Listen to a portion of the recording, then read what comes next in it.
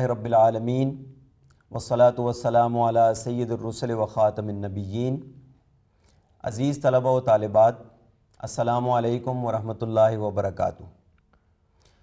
کلیہ عربی و علوم اسلامیہ علامہ اقبال اوپن یونیورسٹی کی جانب سے آپ کو اس پروگرام میں خوش آمدید کہتے ہیں۔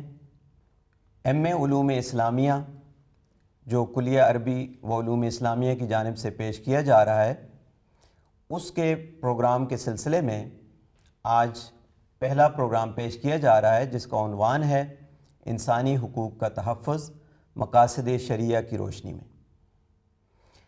اس پروگرام میں ہم نے جن اساتذہ اور ماہرین کو شرکت کی دعوت دی ہے، سب سے پہلے میں ان کا تعارف آپ کے سامنے پیش کرتا ہوں۔ ہمارے ساتھ تشریف رکھتے ہیں محترم ڈاکٹر محمد ضیاء الحق صاحب، جو آج کے اس پروگرام کے مرکزی مقرر ہیں۔ آپ شعبہ اسلامک لاء کے چیئرمین ہیں علامہ اقبال اوپن یونیورسٹی میں۔ ان کے ساتھ تشریف رکھتے ہیں محترم ڈاکٹر علی اصغر چشتی صاحب، جو چیئرمین ہیں شعبہ حدیث و سیرت علامہ اقبال اوپن یونیورسٹی۔ ان کے ساتھ تشریف رکھتے ہیں محترم ڈاکٹر محمد باقر خان خاکوانی، جو ڈین ہیں کلیہ عربی و علوم اسلامیہ علامہ اقبال اوپن یونیورسٹی۔ میری دائیں جانب کچھ طلبہ و طالبات بھی بیٹھی ہیں۔ اس پروگرام کے اختتام پر ہماری خواہش ہوگی کہ طلبہ جو ہیں وہ اساتذہ اور ماہرین سے استفادہ کرنے کے ساتھ ساتھ ان سے اپنے استفسارات بھی پیش کریں۔ بسم اللہ الرحمن الرحیم۔ جناب محی الدین ہاشمی صاحب، آپ کا بہت بہت شکریہ۔ عزیز طلبہ و طالبات، آج کی گفتگو میں ہم یہ دیکھیں گے کہ اسلام میں انسانی حقوق کی کیا اہمیت ہے اور انسانی حقوق کے تحفظ کے لیے مقاصد شریعہ کس طریقہ کار اور میکانزم کو فراہم کرتے ہیں۔ آج کی میری گفتگو میں جو چیزیں شامل ہوگی ان کی میں تھوڑی سی پہلے آپ کے سامنے وضاحت کر دوں۔ سب سے پہلے ہم دیکھیں گے کہ حقوق سے کیا مراد ہے، اسلام میں قرآن و سنت کی روشنی میں انسانی حقوق کی کیا اہمیت ہے۔ اس کے بعد ہم دیکھیں گے کہ مقاصد شریعہ کیا ہیں، مقاصد شریعہ کا انسانی حقوق سے کیا تعلق ہے، مقاصد کی کیا تقسیم ہے، اور پھر جو بنیادی انسانی ضروریات ہیں یا بنیادی انسانی حقوق ہیں ان کے تحفظ کے لیے مقاصد شریعہ کس قسم کے اقدامات فراہم کرتے ہیں۔ عزیز طلبہ و طالبات، انسانی حقوق یعنی اس سب سے پہلے ضروری ہے کہ ہم اس کے مفہوم کو سمجھیں۔ حق کا لفظ، اس کا مطلب یہ ہوتا ہے کہ انسان کے لیے ایسی چیزیں جو ساقط نہیں ہو سکتی، وہ کسی بھی صورت میں کسی انسان کے لیے معطل نہیں کی جا سکتی، اور ہر صورت میں انسان ان کا حقدار ٹھہرتا ہے۔ حق کی جمع حقوق ہے، اور جب ہم حقوق الانسان کی بات کرتے ہیں تو اس میں بنیادی انسانی انفرادی حقوق بھی شامل ہو جاتے ہیں اور اجتماعی یا کولیکٹیو رائٹس جو ہیں وہ بھی شامل ہو جاتے ہیں۔ اللہ تعالیٰ نے یہ کائنات تخلیق کی ہے۔ اللہ تعالیٰ نے انسان کو اس کائنات میں سب سے زیادہ رتبہ دیا، انسان کو اختیار دیا، تدبر، تعقل اور حکمت کی دولت سے نوازا۔ انسان کو صرف یہی چیزیں نہیں دیں بلکہ اس کے ساتھ ساتھ انسان کے حقوق اور فرائض کا تعین بھی کر دیا۔ آج ہم فرائض کی بات نہیں کریں گے، ہماری گفتگو صرف حقوق سے متعلق ہوگی۔ انسانی حقوق کی وضاحت قرآن اور سنت میں جگہ جگہ موجود ہے۔ قرآن پاک کی متعدد آیات اس بات کا ذکر کرتی ہیں کہ کس طرح اللہ تعالیٰ نے انسان کو خلیفہ بنایا، اللہ تعالیٰ نے انسان کو تمام مخلوق پر ترجیح دی اور پھر انسان کو اختیار سے نوازا، اور نہ صرف یہ کہ اختیار سے نوازا بلکہ انسان کی تربیت کے لیے انبیاء کو بھیجا، اور انبیاء کی بعثت کا مقصد بھی انسانوں کو حقوق و فرائض کی تعلیم دینا تھا۔ رسول اللہ صلی اللہ علیہ وسلم کی سنت میں اور رسول اللہ صلی اللہ علیہ وسلم کی متعدد احادیث میں بھی انسانی حقوق کا تحفظ اور اس کے متعلق جو ہے وہ ہدایات ملتی ہیں۔ خاص طور پہ خطبہ حجۃ الوداع اس حوالے سے نمایاں حیثیت رکھتا ہے، جو اس وقت انسانی حقوق کا یونیورسل ڈکلیریشن ہے۔ بعض محققین کے نزدیک اس کی بنیاد بھی نبی کریم صلی اللہ علیہ وسلم کا یہی خطبہ ہے، اور رسول اللہ صلی اللہ علیہ وسلم نے واضح طور پہ اس میں فرما دیا کہ جو لوگ آج یہاں موجود ہیں میری اس بات کو ان لوگوں تک پہنچا دیں جو یہاں موجود نہیں ہیں۔ تو رسول اللہ صلی اللہ علیہ وسلم کا یہ فرمان اب بھی لوگ آگے سے آگے پہنچا رہے ہیں۔ تو اس وقت اسلام کے حوالے سے یعنی بعض لوگ یہ سمجھتے ہیں کہ شاید اسلام انسانوں کے حقوق کا تحفظ نہیں کرتا اور اسلام کی تعلیمات جو ہیں وہ محدود ہیں صرف مسلمانوں تک۔ جب ہم انسانی حقوق کی بات کرتے ہیں تو یہ مسلمانوں کی حقوق کی بات نہیں ہے صرف، اس میں تمام انسان شامل ہیں، کیونکہ اسلام کا پیغام تمام انسانیت کے لیے ہے، صرف مسلمانوں کے لیے نہیں ہے، کیونکہ اسلام تمام انسانیت کی فلاح و بہبود چاہتا ہے۔ اب میں طلبہ و طالبات آپ کے سامنے بتانا چاہتا ہوں کہ یہ جو حقوق ہیں ان کی تقسیم کیا ہے۔ حقوق کو عمومی طور پہ تو دو بنیادی حصوں میں تقسیم کیا جاتا ہے، لیکن بعض صورتوں میں اس کو 5 قسموں میں بھی تقسیم کیا جاتا ہے۔ سب سے پہلے ہے حقوق اللہ۔ حقوق اللہ سے مراد وہ حقوق ہیں جو انسانوں کے ذمے اللہ تعالیٰ کا حق ہیں، جیسے عبادات کی ادائیگی، زکوٰۃ کی ادائیگی، اور اس کے علاوہ اللہ تعالیٰ نے جن کاموں کے کرنے کا حکم دیا ہے ان کاموں کو کرنا، اور جن کاموں سے روکنے کا حکم دیا ہے ان سے رک جانا۔ حقوق کی دوسری قسم ہے حقوق الانسان یا بندوں کے حقوق۔ بندوں کے حقوق میں وہ حق ہیں جو بندوں کے لیے لازم و ملزوم ہیں۔ بندہ جب پیدا نہیں ہوتا، اپنی ماں کے پیٹ میں ہی ہوتا ہے، تو اس وقت بھی اس کے حق جو ہیں وہ اس کے لیے ثابت ہوتے ہیں۔ چنانچہ مثلا اگر کوئی بچہ جو ہے اس کا والد پیدائش سے پہلے ہی فوت ہو جائے تو تب بھی اس کو وراثت میں حصہ ملتا ہے۔ تو اس کے بعد ان حقوق کو اگر ان کی تفصیل زیادہ تفصیل سے دیکھا جائے تو پھر حقوق کو 5 قسموں میں تقسیم کیا جا سکتا ہے۔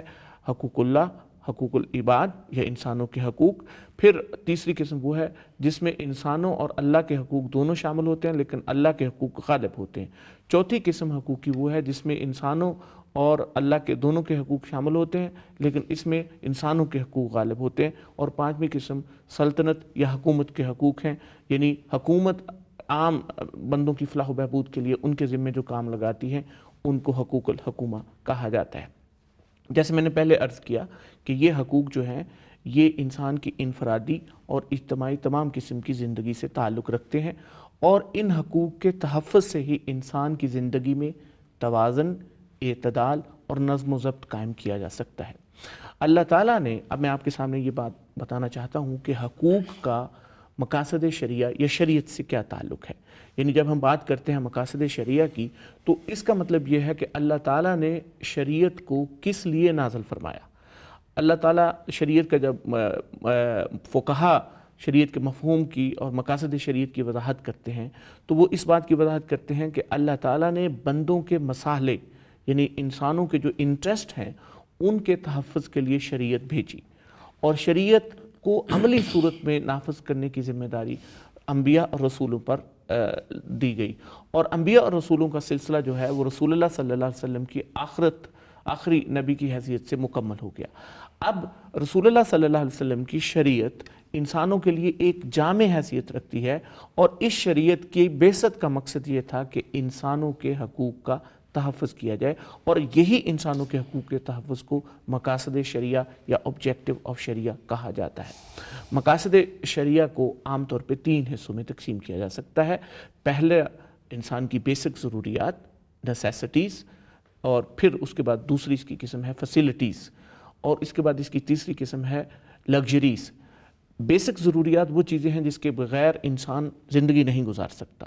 سہولیات انسان کی زندگی کو آرام دہ کر دیتی ہیں، اور تعیشات لگژری فراہم کر دیتی ہے۔ ان حقوق میں ترتیب کے اعتبار سے سب سے بڑی حیثیت یا سب سے بڑی اہمیت انسان کے بیسک حقوق کی ہے۔ یہ انسان کے بیسک حقوق یعنی جو بیسک رائٹس ہیں اسلامی نقطہ نظر سے، ان کو 5 قسموں میں تقسیم کیا جاتا ہے۔ نمبر 1، نسل کا تحفظ، جان کا تحفظ، مال کا تحفظ، عقیدے کا تحفظ اور عزت و آبرو کا تحفظ۔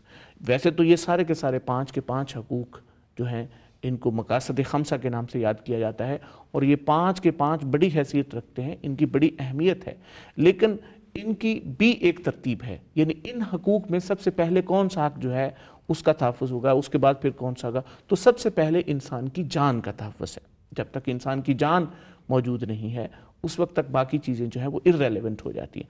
تو انسان کی جان کا تحفظ ہے۔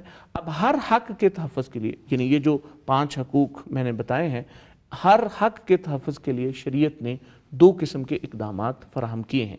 ایک ہیں ایجابی اور دوسرے ہیں سلبی۔ ایجابی پہلو میں وہ چیزیں ہیں جن کے ذریعے انسان کو یہ احساس دلایا گیا ہے کہ یہ حقوق تمہارے لیے بڑے اہم ہیں اور تم ان کا تحفظ کرو. اور سلبی پہلوؤں میں ایسی چیزوں کا بیان کیا گیا ہے جو انسانی حقوق کی مخالفت کی صورت میں تادیبی اقدامات پر مشتمل ہے. چنانچہ سب سے پہلے ہم انسانی جان کے تحفظ کے حق کو دیکھتے ہیں.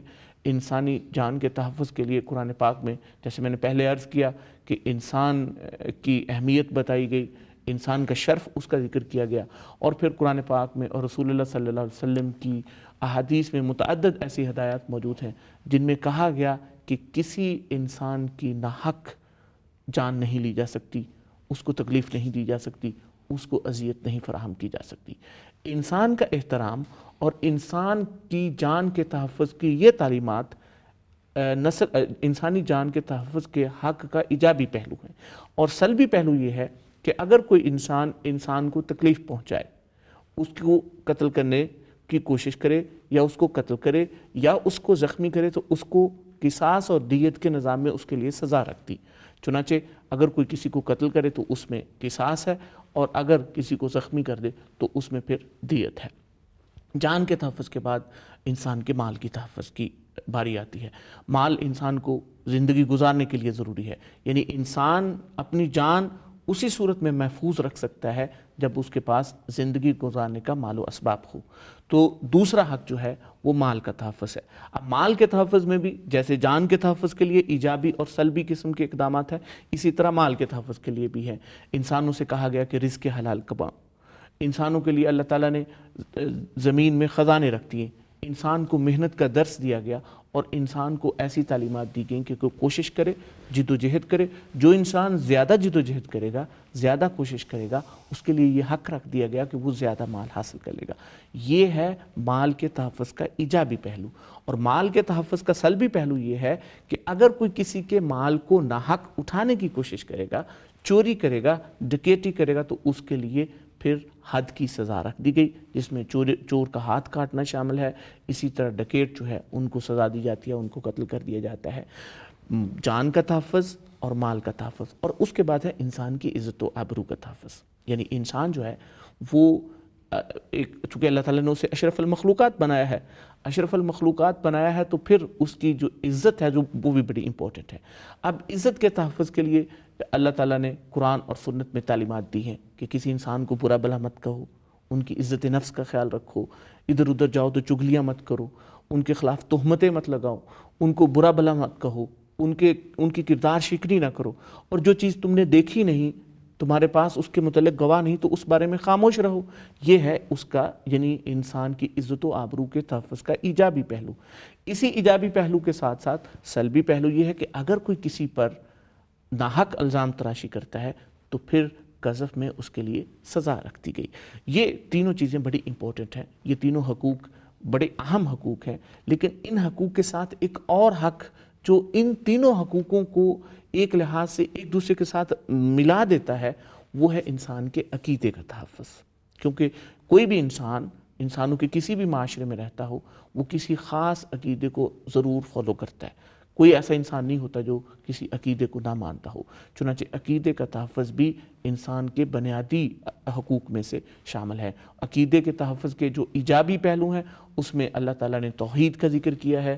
اللہ تعالیٰ نے یہ ذکر کیا ہے کہ کس طرح اللہ تعالیٰ نے انسانوں کی ہر دور میں رہنمائی کے لیے ہر قوم اور ہر ملت میں انبیاء بھیجے.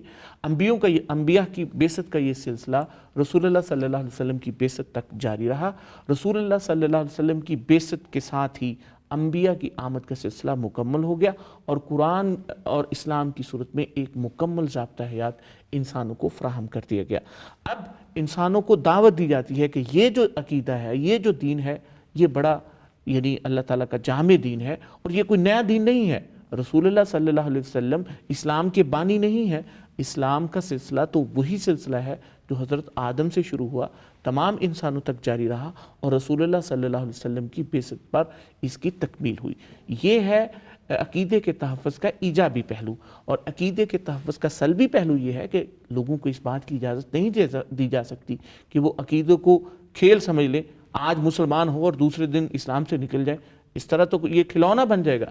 تو عقیدہ چونکہ اس کا تعلق انسان کی ذات کے اندر سے ہے، اس کا تعلق انسان کی روح سے ہے، اس کا تعلق انسان کے جسم سے ہے، اس لیے اس کے تحفظ کے لیے ایجابی پہلو کے ساتھ ساتھ سلبی پہلو بھی رکھتی ہے، اور وہ سلبی پہلوؤں میں مرسم ارتداد کی سزا ہے۔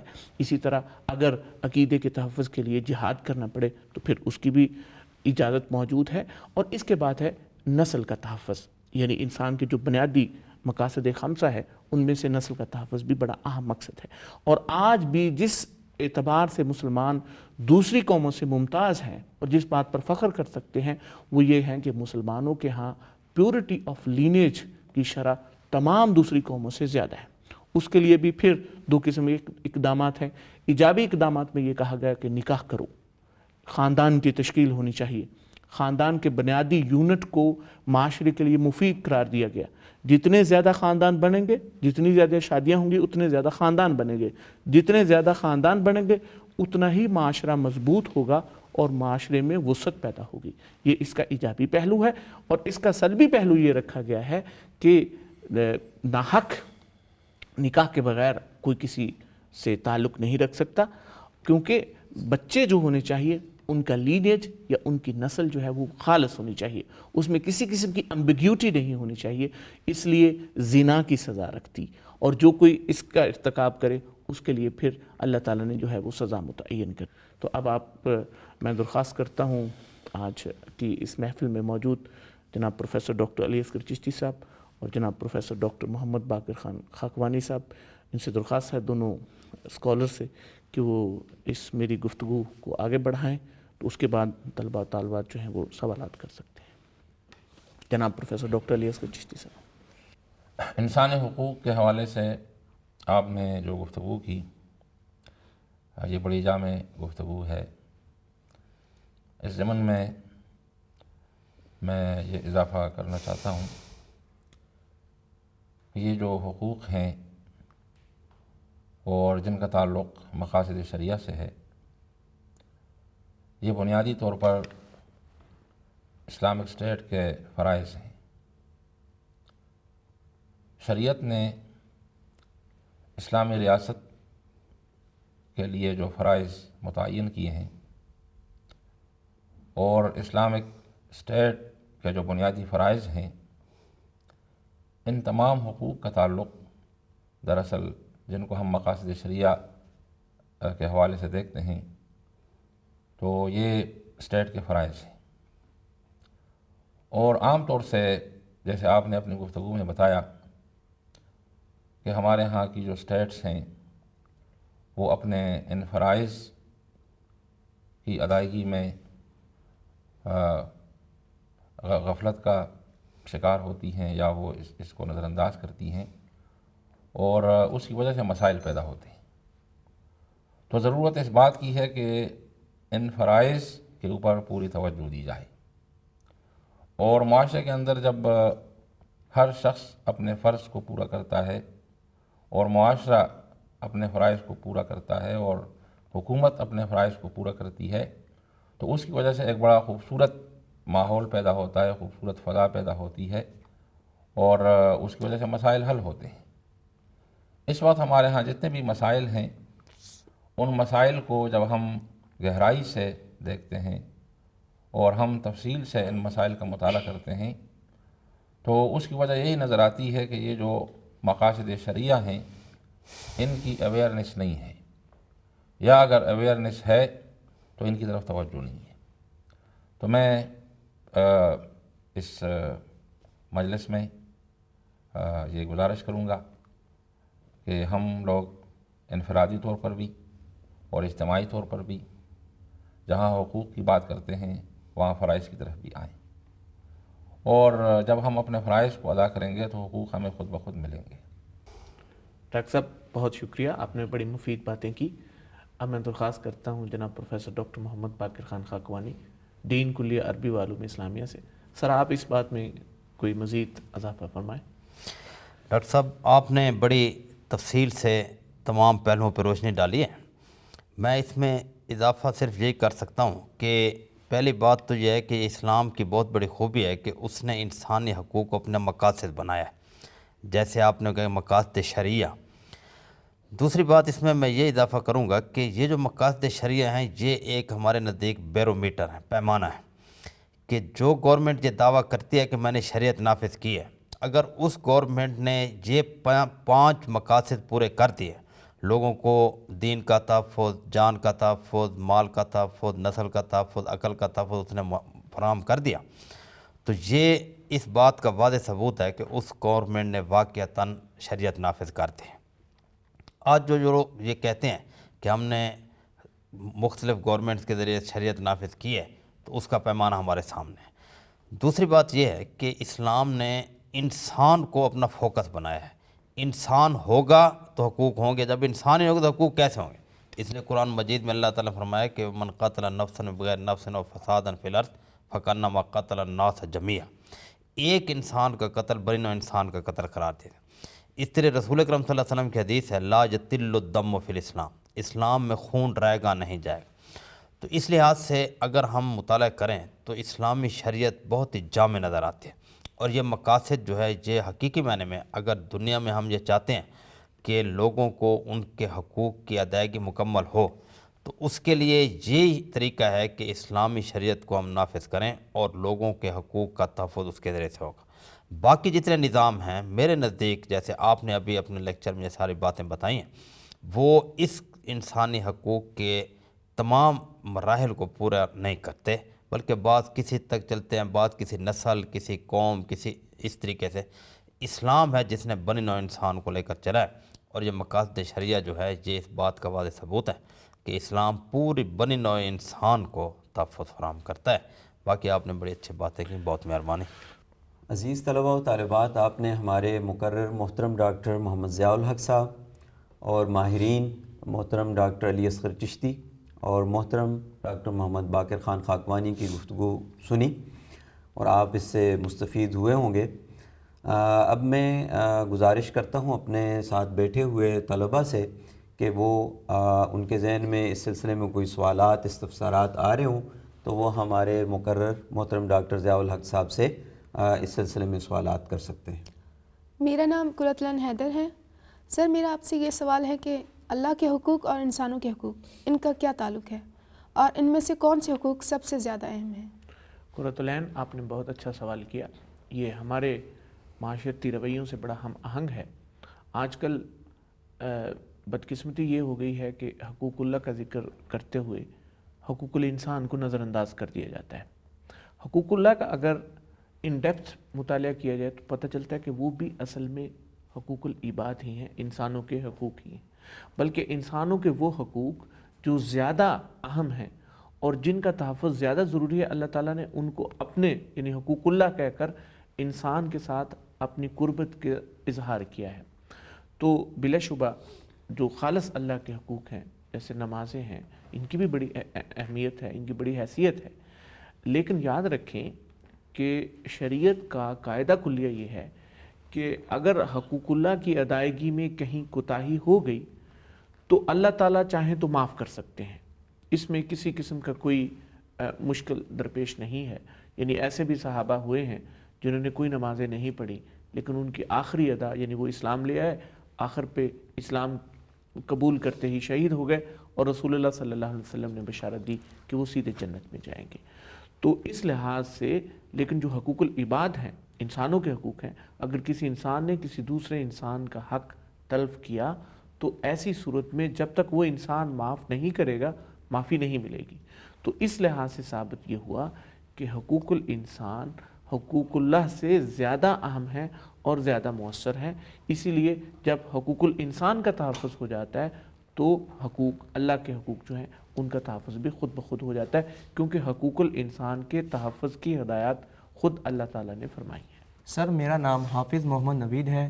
میرا آپ سے ایک یہ سوال ہے، کیا معاشرے میں مسلمانوں کے ساتھ ساتھ غیر مسلموں کے انسانی حقوق کا تحفظ بھی ہو رہا ہے؟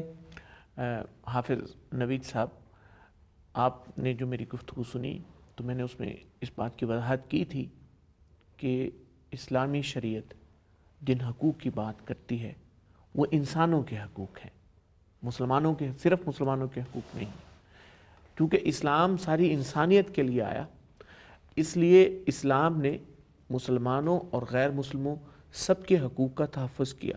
یعنی آپ کو دنیا کے کسی اور مذہبی نظام میں اس طرح کی ہدایات دوسرے مذہب کے پیروکاروں کے متعلق نہیں ملیں گی جیسے اسلام میں ہیں۔ اور رسول اللہ صلی اللہ علیہ وسلم نے خطبہ حجۃ الوداع میں بھی غیر مسلموں کے حقوق کا ذکر کیا۔ تو اسلام کا اور مقاصد شریعہ کا جو طریقہ کار ہے حقوق کے تحفظ کے لیے، وہ صرف مسلمانوں کی حد تک محدود نہیں ہے، بلکہ یہ تمام انسانوں تک کے لیے ہے۔ چنانچہ شریعت اسلامیہ جب کسی ایک معاشرے میں نافذ ہوتی ہے تو اس معاشرے کے رہنے والے تمام انسانوں پر مذہب کی تفریق کے بغیر، کسی نسل کی تفریق کے بغیر، کسی جینڈر ڈسکریمنیشن کے بغیر، تمام قسم کے ڈسکریمنیشنز کو ہٹا کر سب کے بنیادی حقوق کا تحفظ کرتی ہے، اور اس میں خاص طور پہ ایسی تعلیمات موجود ہیں جن تعلیمات کے ذریعے اسلامی معاشرے میں بسنے والے غیر مسلموں کے حقوق کا تحفظ ہوتا ہے۔ ہمارے ہاں پاکستانی معاشرے کی مثال آپ دیکھیے کہ پاکستان میں بہت سارے غیر مسلم موجود ہیں، عیسائی ہیں، ہندو ہیں، سکھ ہیں، اور اللہ تعالیٰ کا یہ فضل ہے کہ ہمارے یہ غیر مسلم بھائی پاکستان میں امن و سکون کے ساتھ رہتے ہیں۔ پاکستان کے مسلمان اجتماعی طور پہ کبھی ایسا آپ کو واقعہ نظر نہیں آیا ہوگا کہ مسلمانوں نے غیر مسلموں کے حقوق کی پامالی کی ہو۔ یعنی ہمارے معاشرے میں یہ تو آپ کو کبھی کبھار خبر مل جاتی ہے کہ مسلمانوں کے دو گروپ آپس میں لڑ پڑے، لیکن کبھی ایسی آپ کو اطلاع نہیں ملے گی کہ مسلمانوں نے غیر مسلموں کو کوئی تکلیف یا اذیت دی۔ اس کی وجہ یہ ہے کہ باقیوں کے لیے تو یہ قانونی بائنڈنگ ہو سکتی ہے کہ دوسروں کے حقوق کا تحفظ کرو، مسلمانوں کے لیے یہ عقیدے کا مسئلہ ہے۔ مسلمانوں کا عقیدہ دوسروں کے، خاص طور پہ اسلامی ریاست کے اندر، اسلامی معاشرے کے اندر بسنے والے غیر مسلموں کے حقوق کا تحفظ کرتا ہے، اور جو چیز عقیدے میں شامل ہو اس سے زیادہ بائنڈنگ فورس اور کسی چیز کی نہیں ہو سکتی۔ میں از حد شکر گزار ہوں شرکاء کا، بالخصوص محترم ڈاکٹر محمد ضیاء الحق صاحب، چیئرمین شعبہ اسلامک لا، جو مقرر تھے اس پروگرام کے، اور اس کے ساتھ ہی محترم ڈاکٹر علی اصغر چشتی صاحب، محترم ڈاکٹر محمد باقر خان خاکوانی صاحب، سب کا میں از حد شکر گزار ہوں کہ اس پروگرام میں تشریف لائے اور اپنی ماہرانہ گفتگو سے ہم سب کو مستفید فرمایا، اور امید ہے عزیز طلباء و طالبات کہ آپ نے بھی اس پروگرام سے خوب استفادہ کیا ہوگا۔ ہمیں ضرور اپنی آراء اور تجاویز سے مطلع